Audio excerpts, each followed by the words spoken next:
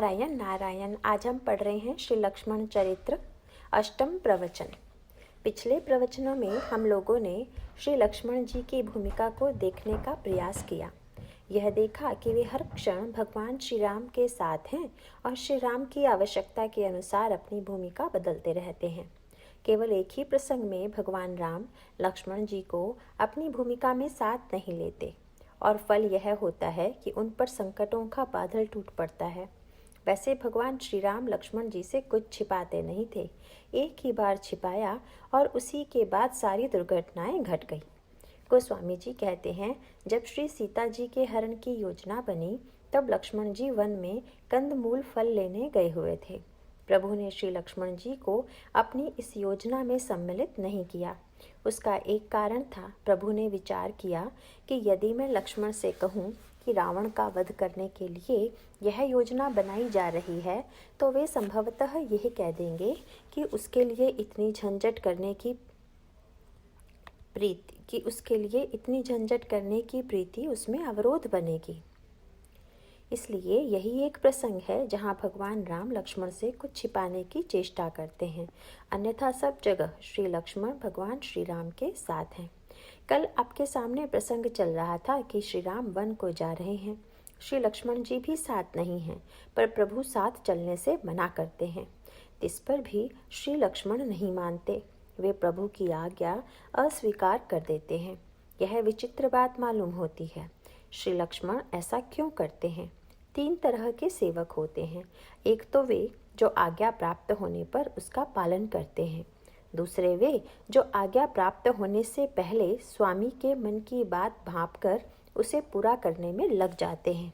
और तीसरे वे जिनके मन में स्वामी के मन में उठने से पहले ही स्वामी की आवश्यकता का भान हो जाता है और उसकी पूर्ति में वे लग जाते हैं। ये तीसरी प्रकार के सेवक दुर्लभ होते हैं, पर ये ही सर्वोत्कृष्ट सेवक हैं। भगवान राम लक्ष्मण जी से कहते तो हैं कि वन में न चलो, पर उन्हें स्वयं यह ज्ञात नहीं है कि वन में उन्हें लक्ष्मण जी की कितनी आवश्यकता पड़ेगी। इस आवश्यकता को प्रभु की अपेक्षा श्री लक्ष्मण अधिक जानते हैं। इसीलिए वे प्रभु के निषेध करने पर भी वन साथ चलने का आग्रह करते हैं। आश्चर्य तो इस बात का होता है कि भगवान राम लक्ष्मण को रोक क्यों रहे थे, क्योंकि यदि श्री लक्ष्मण न होते तो आगे चलकर उनकी समग्र लीला का निर्वाह भी संभव न होता।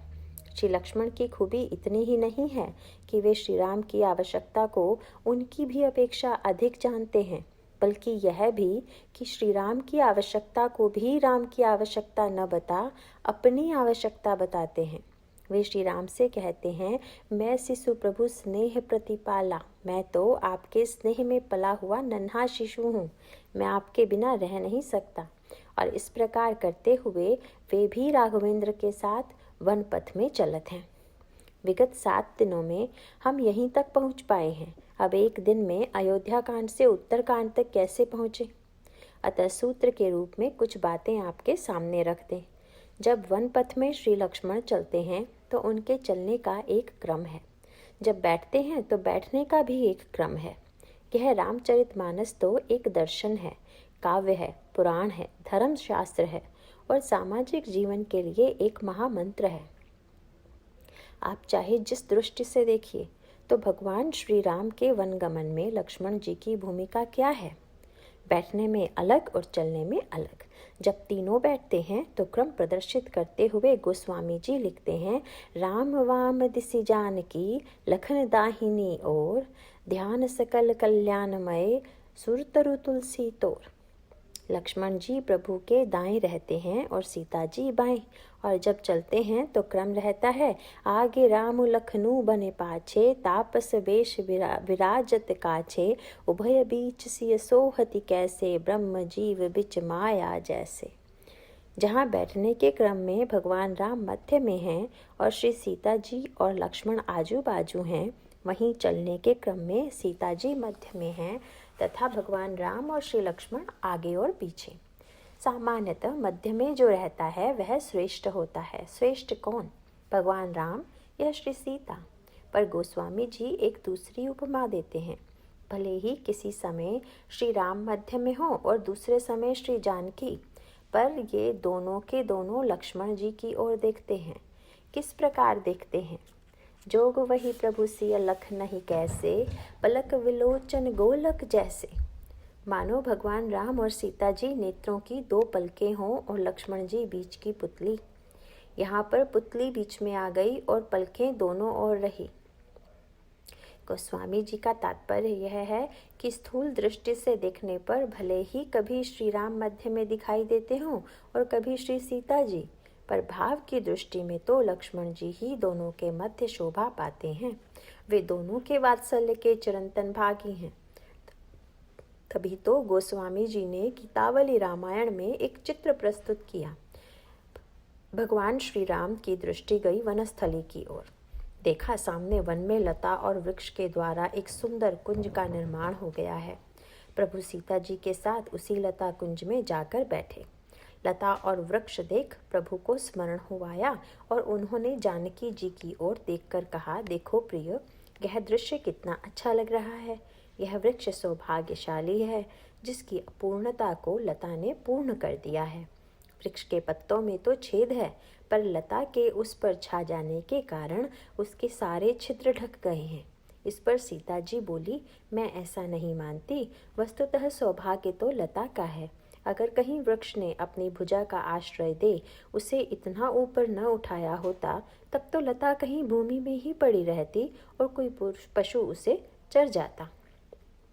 यह तो वृक्ष का ही बड़प्पन है कि उसे आश्रय दे लता को ऊपर उठाया, उसे सम्मान दिया, सुरक्षा प्रदान की। जब श्री राम वन जाने को प्रस्तुत हुए तो कौशल्या अम्बा ने उनसे कहा, राघवेंद्र, यह जो मेरी पुत्र वधू है वह कल्पलता है। कल्प बेल जिमि बहुविधि लाली, इसका लालन पालन मैंने कल्पलता की तरह किया है। तो क्या यह उचित होगा कि तुम इस कल्पलता को वन में ले जाओ? माँ ने तो कविता कर दी, पर श्री किशोरी जी ने माँ की ओर देखकर संकेत किया कि माँ, अगर मैं लता हूँ तो वृक्ष के आश्रय के बिना रहूँगी कैसे? वृक्ष के आश्रय में ही तो लता सुरक्षित रहती है। तो यहाँ वृक्ष और लता प्रतीक बन गए। वृक्ष के प्रतीक बन गए श्री राम और लता की प्रतीक बनी श्री सीता जी।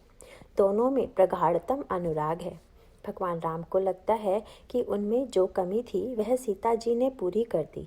तभी वे श्री सीता जी से कहते हैं कि लता ने वृक्ष की अपूर्णता पूर्ण कर दी, और भावुक भक्तजन भी यही बात कहते हैं। तभी तो गोस्वामी जी एक मधुर काव्यमयी कल्पना करते हैं। विवाह के मंडप में भगवान राम हाथ में सिंदूर लेकर श्री सीता जी के माथे पर लगाने चले हैं। गोस्वामी जी को लगता है, अरुण पराग जलजू भरनी के, ससिही भूप अहिलोभ अमी के। मानो कमल को लाल पराग से अच्छी तरह भरकर अमृत के लोभ से सांप चंद्रमा को भूषित कर रहा है। यहाँ पर गोस्वामी जी श्री राम के हाथ को कमल की, सिंदूर को पराग की, श्री राम की शाम भुजा को सांप की और सीता जी के मुख को चंद्रमा की उपमा देते हैं। गोस्वामी जी कहते हैं, मुझे ऐसा लग रहा है जैसे सर्प अमृत के लोभ से कमल लेकर चंद्रमा को भूषित कर रहा हो। गोस्वामी जी ने अपनी समूची कवित्व शक्ति इन शब्दों में रख दी। क्या तात्पर्य है? पहले तो उन्होंने भगवान राम की भुजा को सर्प बना दिया, जिस पर कई लोगों को आपत्ति हो सकती है। प्राचीन टीकाकारों में से कई लोगों ने तो यह माना ही नहीं कि इस चौपाई में अहि का अर्थ सर्प है। उन्हें लगा कि भगवान राम तो पहली बार ही श्री सीता का स्पर्श कर रहे हैं, उन्हें सिंदूर लगा रहे हैं, और क्या ऐसे समय गोस्वामी जी का स्पर्श कर रहे हैं, उन्हें सिंदूर लगा रहे हैं, और क्या ऐसे समय गोस्वामी जी इतने भावविहीन हो गए हैं कि भगवान की भुजा को सर्प बना दिया? कहाँ उस समय उनकी भुजा को सुकोमल सी उपमा देनी चाहिए थी और कहाँ सर्प जैसी कठोर वस्तु के साथ उसकी उपमा कर दी। यदि युद्ध का समय होता तो सर्प की उपमा सार्थक हो सकती थी, जैसा कि गोस्वामी जी अरण्यकांड के युद्ध के प्रसंग में करते हैं। जब भगवान राम युद्ध के लिए तैयार होने हेतु अपनी जटाओं को बांधने लगे तो गोस्वामी जी लिखते हैं, मरकत सयल पर लरत दामिनी कोटि सुजुग भुजंग जो। मानो मरकत मणि पन्ने के पर्वत पर करोड़ों बिजलियों से दो सांप लड़ रहे हों। तो यहाँ पर भुजाओं को सांप कहना सार्थक है। पर इस मधुर पाणी ग्रहण के अवसर पर, सिंदूर दान के अवसर पर श्रृंगार के प्रसंग में भगवान राम की भुजा को सर्प बनाना बड़ा असंगत प्रतीत होता है, किंतु यदि हम थोड़ी गहराई से विचार करके देखें तो गोस्वामी जी की अनोखी सूझ का पता चलेगा। उनके शब्दों पर ध्यान दें। वे कहते हैं कि सर्प मानो अमृत के लोभ से चंद्रमा का अभिषेक कर रहा हो। अब सर्प की निंदा इसलिए तो होती है कि वह जहरीला होता है। सर्प को अपनी आलोचना सुनते सुनते मानो चिंता हो गई कि वह गरल रूप है। उसने सुना चंद्रमा के पास अमृत है। उसने विचार किया कि यदि उससे अमृत ले लें तो कम से कम हमारा कलंक तो मिट जाए। इसी प्रकार मानो अखंड ज्ञान धन भगवान राम को लगा कि लोग मुझे योद्धा के रूप में ही जानते हैं। मेरे धनुष बाण को देखकर लोगों को लगता है कि ये हाथ तो संहार करने के लिए हैं। तो अब यदि हम भक्ति रूपी सीता से करुणा का अमृत प्राप्त कर लें तो लोगों को हमारे शौर्य पर नहीं, करुणा पर विश्वास होगा। अतः जब सर्प अमृत के लोभ से चंद्रमा को भूषित कर रहा है तो विष के द्वारा यहाँ पर दर्शन का प्रसंग कहाँ। मानो भगवान राम सीता जी से कुछ ले रहे हों। यह विचित्र बात है। वे सिंदूर दे रहे हैं या ले रहे हैं? गोस्वामी जी कहते हैं, दिखाई तो यही दे रहा है कि दे रहे हैं, पर यह जो दे रहे हैं वह वस्तुतः लेने के लोभ में। बात बड़े पते की है। सिंदूर सौभाग्य का चिन्ह माना जाता है, तो जब कोई अपनी पत्नी के माथे में सौभाग्य का दान देता है तो वह वस्तुतः अपने आप को ही आशीर्वाद देता है। अगर कोई अपनी पत्नी को सौभाग्यवती होने का आशीर्वाद दे तो वह वास्तव में अपने को ही आशीर्वाद दे रहा है कि मैं सुरक्षित रहूं। इस प्रकार सिंदूर दान में अपने को ही सुरक्षा ले रहे हैं। इसके साथ ही गोस्वामी जी एक और बढ़िया कल्पना करते हैं। वे कहते हैं कि सर्प से हम इसलिए जो तो डरते हैं कि वह काल या मृत्यु का प्रतीक है, पर जब सबको मारने वाला काल ही सिंदूर देने लगे, सौभाग्य दान करने लगे, तब तो मृत्यु का भय ही समाप्त हो गया। सीता जी को अखंड सौभाग्य का वरदान प्राप्त हुआ, इस प्रकार स्वयं प्रभु को ही अखंड जीवन प्राप्त हो गया। गोस्वामी जी एक और मधुर कल्पना करते हैं। सर्प के पास विष था, अमृत नहीं। जब वह चंद्रमा से अमृत मांगने लगा तो उसने सोचा कुछ देकर ही तो मांगना चाहिए। अब प्रश्न यह है कि चंद्रमा को सर्प क्या दे। गोस्वामी जी की काव्य कल्पना देखिए। वे कहते हैं कि सर्प ने चंद्रमा को वह दिया जो उसने कभी देखा न था। अरुण पराग जलजू भरिनी के, कमल को लाल पराग से भरकर चंद्रमा को दिया। चंद्रमा संसार में सब कुछ पा सकता है, पर कमल का पराग वह कभी नहीं पा सकता, क्योंकि चंद्रमा जब उदित होगा तब कमल बंद हो जाएगा, तो फिर उसे पराग कहाँ से मिले। तो प्रभु अमृत पाने के लिए सिंदूर क्या दे रहे हैं, मानो श्री किशोरी जी के प्रति उनके हृदय में जो अनन्य अनुराग है, उससे भक्ति देवी का श्रृंगार करके करुणा रूपी अमृत प्राप्त कर मानो उसके प्रति अपनी कृतज्ञता का भाव अर्पित कर रहे हैं। दार्शनिक दृष्टि से भी यह बात सत्य है कि भक्ति के बिना ब्रह्म में रसमयता नहीं आती।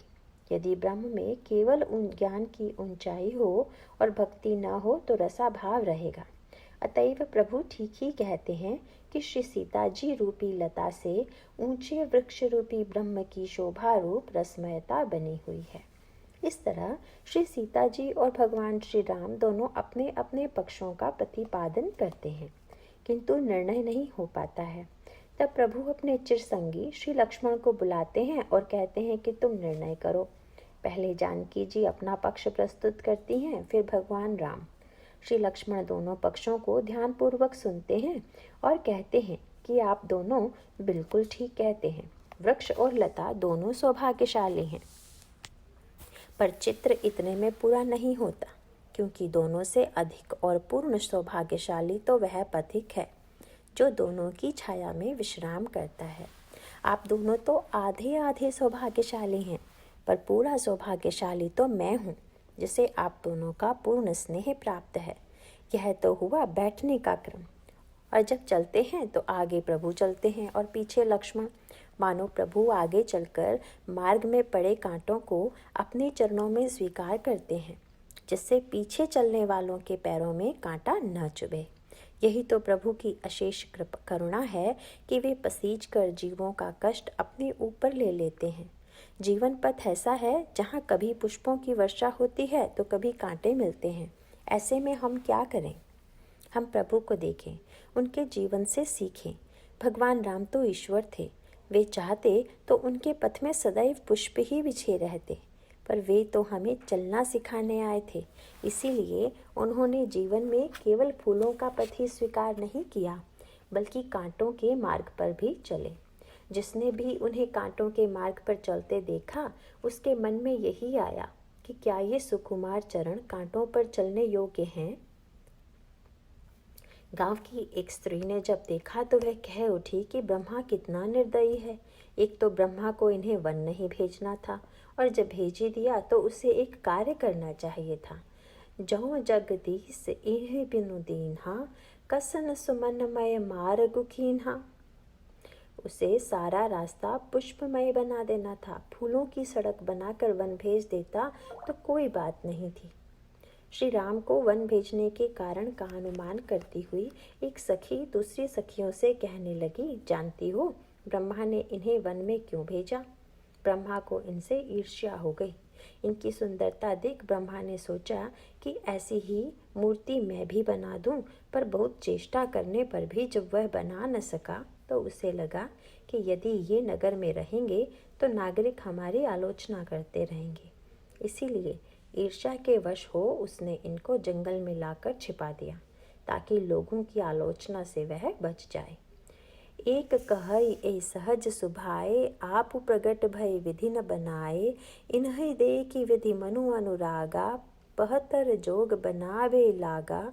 कीन बहुत श्रम एक न आए, तेहि ईर्षा बन आनि दुराए। गांव को तीसरी स्त्री ने कहा कि यदि ब्रह्मा इन्हें छिपाना ही चाहता है तो एक उपाय हमारे पास है। जो मागा पाई विधि पाई, ए रखिए सखी आँख ही माही। हम इन्हें अपनी आँखों में छिपा कर रख लेंगे, इससे इन्हें कोई देख भी न पाएगा। फिर इनके सुकुमार चरणों को कोई कष्ट भी न होगा और ब्रह्मा का उद्देश्य भी पूरा हो जाएगा। ये तो ऐसे सुकुमार हैं कि नेत्रों में ही रखने योग्य हैं। पर इतना होते हुए भी प्रभु ने वन के कांटों को ही स्वीकार किया। भगवान वेद व्यास श्रीमद् भागवत में प्रभु के कंटक बिद्ध चरणों का स्मरण करते हैं। वे लिखते हैं कि जब श्री राम अपनी लीला का संवरण करने लगे तब स्मरताम हृदि विन्यस्य विद्धम दंडक कंटकई, स्वपाद पल्लवम राम आत्मज्योतिर्गात तत। अपना स्मरण करने वाले भक्तों के हृदय में अपने उन चरण कमलों को स्थापित करके जो दंडक वन के कांटों से बिंध गए थे, अपने स्वयं प्रकाश परक ज्योतिर्मय धाम में चले गए। यह प्रभु की करुणा का स्मरण है। आज रामनवमी है, प्रभु के अवतार की तिथि है।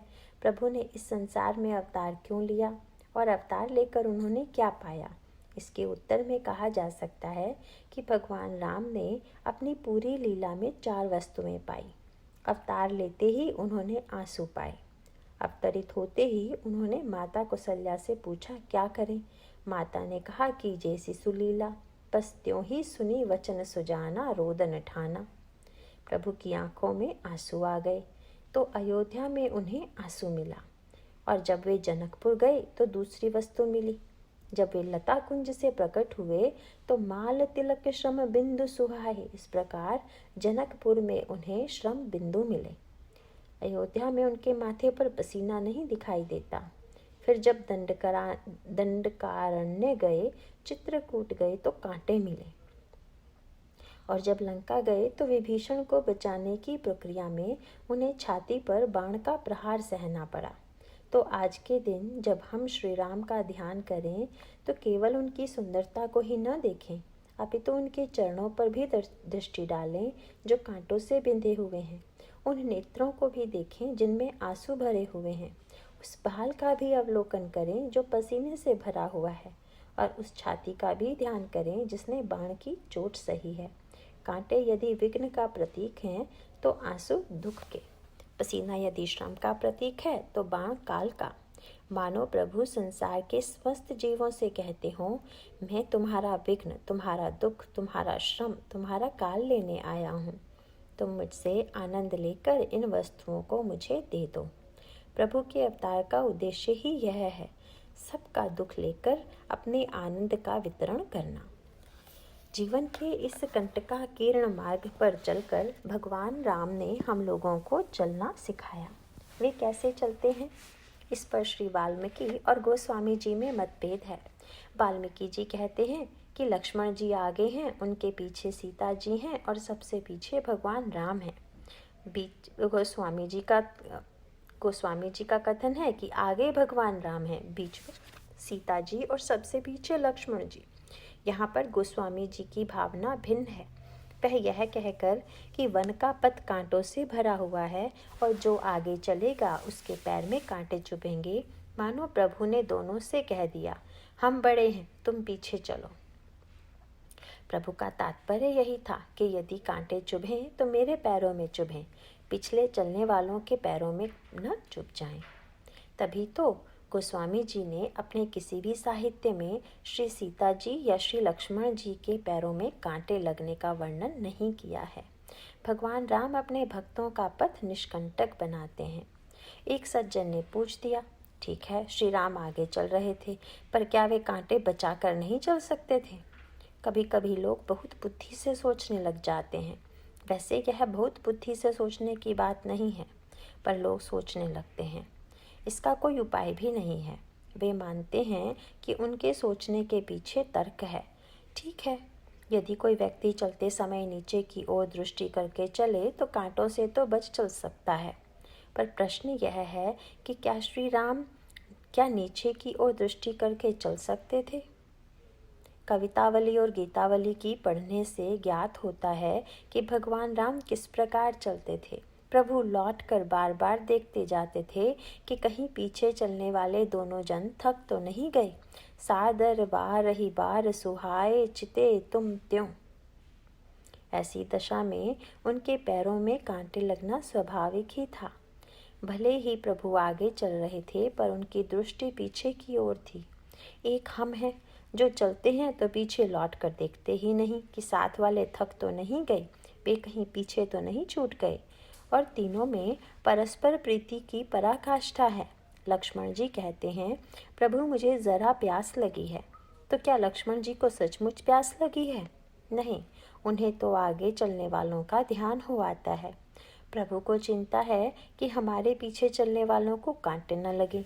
और लक्ष्मण जी सोचते हैं कि हमारे प्रभु और किशोरी जी को कहीं प्यास लगी है क्या? वे ऐसा बताते हैं कि उन्हें स्वयं प्यास लगी है, इसलिए कहते हैं कि ज़रा जल पी लिया जाए।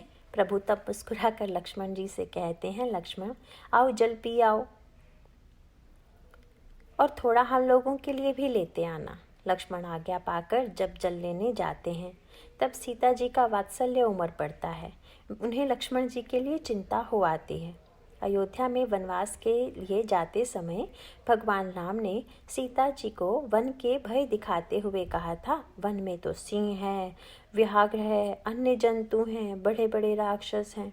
तब सीता जी उत्तर में बोली थी, क्या आपको यह भाषा शोभा देती है कि आप मुझे यह कहकर डराएं कि वन में सिंह है, व्याघ्र है? को प्रभु संग मोहि चित्त निहारा, सिंध वधु ही जिमि ससक सियारा।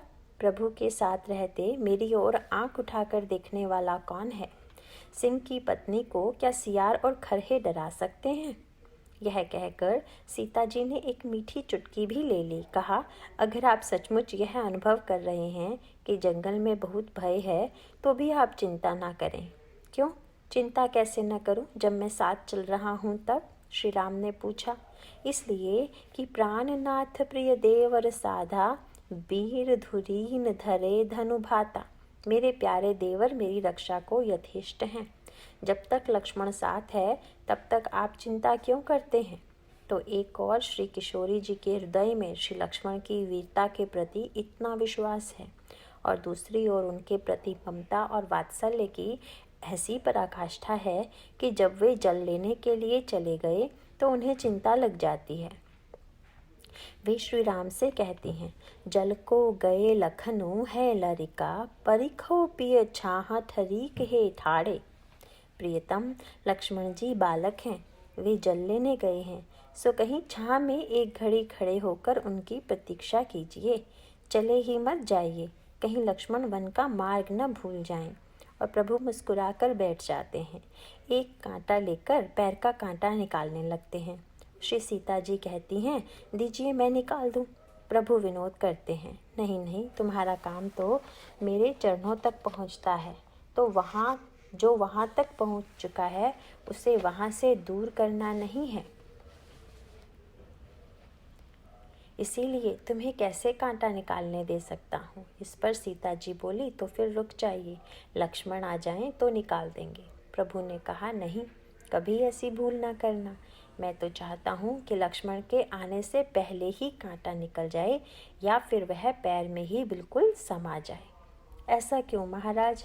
कहीं लक्ष्मण ने मेरे पैरों का कांटा देख लिया तो पृथ्वी को ही दंड देने के लिए तैयार न हो जाए कि हमारे प्रभु के चरणों में कांटा क्यों लगा दिया।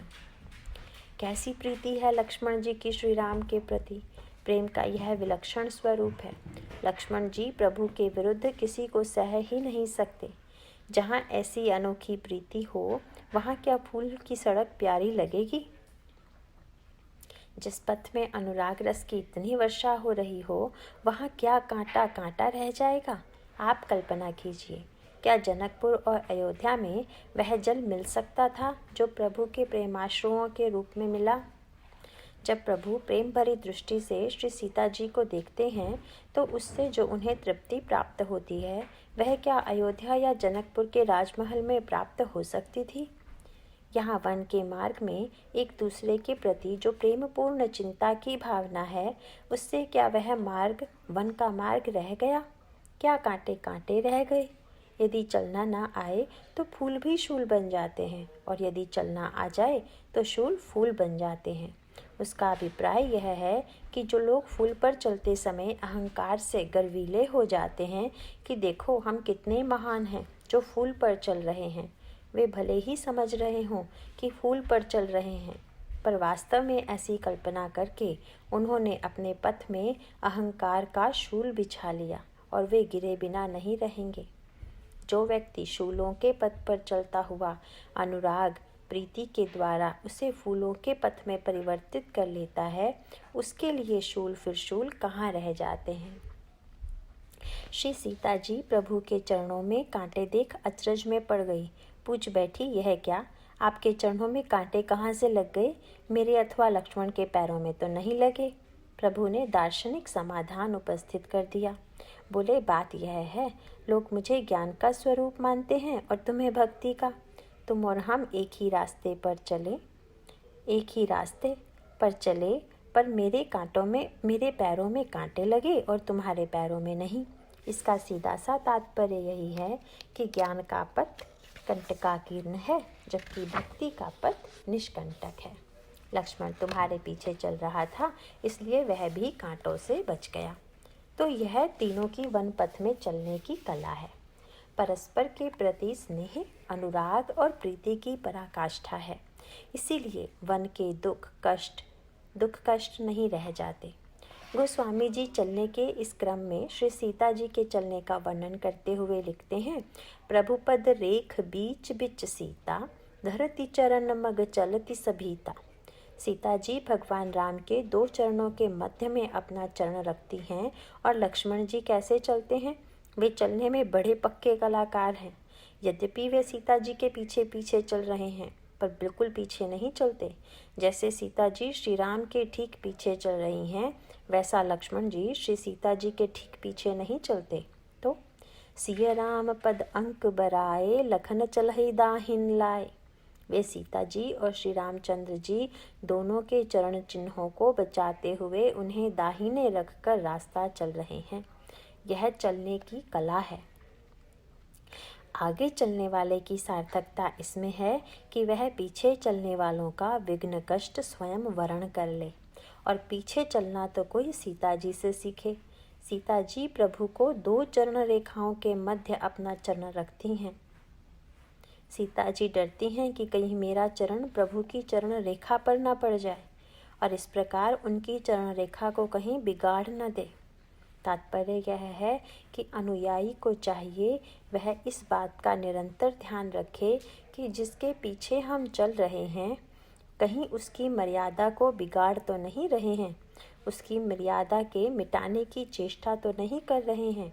यह सीता जी के चलने की कला है और लक्ष्मण जी के चलने की कला तो सबसे विलक्षण है। भगवान राम ब्रह्म हैं और श्री सीता जी माया। किसी ने गोस्वामी जी से विनोद किया तो इसका अभिप्राय यह है कि लक्ष्मण जी माया के पीछे पीछे चल रहे हैं। गोस्वामी जी इसका विलक्षण उत्तर देते हैं। उनकी काव्य शैली देखिए। कोई दूसरा साधारण वर्णनात्मक कवि होता तो लिखता कि आगे भगवान राम हैं, उनके पीछे श्री सीता और श्री सीता जी के पीछे लक्ष्मण। पर गोस्वामी जी कहते हैं आगे राम लखनऊ बने पाछे। आगे राम हैं और पीछे लक्ष्मण, बीच में है सीता जी। जब हम साधारण लोगों के लिए इससे कोई अंतर नहीं पड़ता कि चाहे जैसे लिख दिया जाए, चाहे लिखो कि आगे राम उनके पीछे सीता और सीता के पीछे लक्ष्मण, पर दर्शन की दृष्टि से अवश्य इसमें अंतर पड़ जाता है कि बात कैसे लिखी गई है। यहाँ ब्रह्म और जीव का विवेचन हो रहा है, तो जीव ब्रह्म के पीछे चलेगा या माया के पीछे? साधारण जीव तो माया के पीछे ही चलता है, पर लक्ष्मण जैसे जीवाचार्य के लिए गोस्वामी जी कैसे लिख सकते हैं कि वे भी माया के पीछे चल रहे हैं? इसलिए वे लिखते हैं लक्ष्मण श्री राम के पीछे हैं। दूसरी बात, गोस्वामी जी यह जो लिखते हैं कि लक्ष्मण जी सीता जी के ठीक पीछे नहीं चलते, बल्कि उन्हें कुछ दाएं रखकर चलते हैं, इसका भी एक विशेष दार्शनिक संकेत है। कल्पना कीजिए, यदि लक्ष्मण जी ठीक सीता जी के पीछे चलें तो उससे सीता जी की पीठ ही दिखाई देगी और इस व्यवधान के कारण श्री राम नहीं दिखाई देंगे। इसलिए लक्ष्मण जी ने चलने की कला का प्रयोग किया। वे थोड़ा हट कर चलते हैं जिससे श्री सीता जी तो दिखाई देती रहें, पर वे जिनके पीछे चल रही हैं वे भी दिखाई देते रहें। यही संकेत है। हम संसार पथ पर चलते हैं तो संसार ही दिखाई देता है। लक्ष्मण जी से हमें यही सीखना है कि हम ऐसे चलें जिससे संसार तो दिखाई देता रहे, तब चलने में कोई कठिनाई, जिससे संसार तो दिखता रहे पर साथ ही जो संसार का बनाने वाला है वह भी दिखाई देता रहे, तब चलने में कोई कठिनाई नहीं होती। संकट तो तब आता है जब माया तो दिखाई देती है पर मायापति दिखाई नहीं देता। संसार में कुछ लोग ऐसे होते हैं जे बिनु काज दाहिनु बाहे, जो बिना ही प्रयोजन अपना हित करने वालों के भी प्रतिकूल आचरण करते हैं, और ऐसे लोग सदैव रहेंगे। हम कहाँ तक ऐसे लोगों की चिंता करेंगे? हम जीवन में सबकी अनुकूलता नहीं प्राप्त कर सकते। हम कितना भी सबके मंगल सबके कल्याण में रहें, पर कुछ लोग ऐसे अवश्य होंगे जो हमारे बाएं हो जाएंगे। ऐसी दशा में लक्ष्मण जी चलकर हमें भी सार्थक संकेत देते हैं।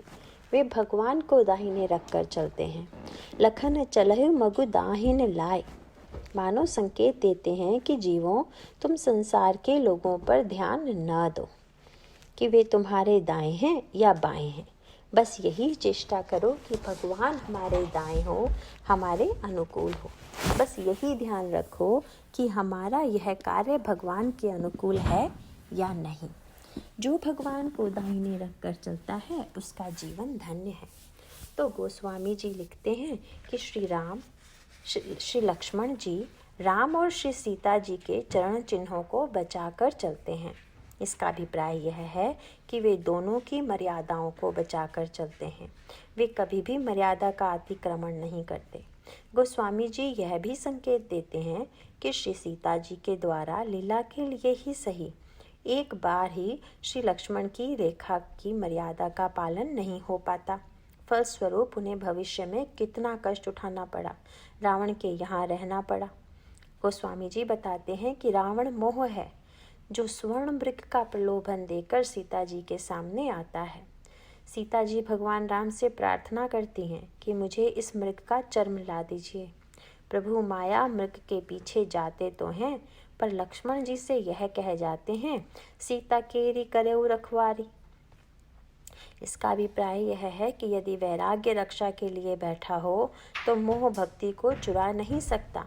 उधर मारीच जब मरते समय प्रकट रूप से लक्ष्मण का नाम पुकारता है और जब सीता जी कहती हैं कि लक्ष्मण जाओ, तुम्हारे भैया पर संकट पड़ा है, तो लक्ष्मण जी हंसते हैं।